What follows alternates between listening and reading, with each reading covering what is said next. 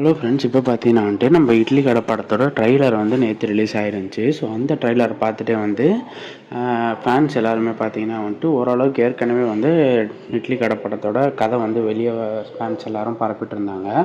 But இப்போ ட்ரைலரை பார்த்துட்டு எல்லாருமே ஆளாளுக்கு ஒரு கதையை சொல்ல ஆரம்பிச்சிட்டாங்க. அதாவது நம்ம ஹீரோவோடைய அப்பா அம்மா ஒரு இட்லி கடை வச்சுருந்ததாகவும், அவர் அதை பிடிச்சி போய் கேட்ரிங் படித்து வெளியூருக்கு போய் நம்ம சத்யராஜ் கிட்ட ஒர்க் பண்ணி லாபம் அதிகமாக சம்பாரிச்சதாகவும், அது நம்ம அர்ஜுன் விஜய் சத்யராஜோட அருண் விஜய் சத்யராஜோட பையன், அவருக்கு அவருக்கும் இவருக்கும் போட்டி இருக்கிறதாகவும், அதெல்லாம் வேண்டான்னு சொல்லி மனுஷன் இட்லி கடை திரும்ப அவங்க அப்பாவோட பாரம்பரிய தொழிலே பண்ணுறதாகவும், ஸோ அங்கேயுமே அருண் விஜய் பிரச்சனை பண்ணுறதா கதை அதுக்கப்புறம் என்ன நடக்குது அப்படின்றதான் கதையாக சொல்லியிருந்தாங்க.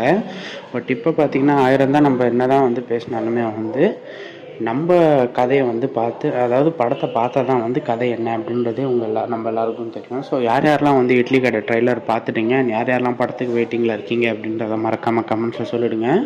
அண்ட் இதே மாதிரி சினிமா சம்மந்தப்பட்ட நியூஸ்லாம் தெரிஞ்சுக்கணும்னு நினச்சிங்கன்னா நம்ம சேனலை சப்ஸ்கிரைப் பண்ணி வச்சுக்கோங்க. நன்றி நண்பா.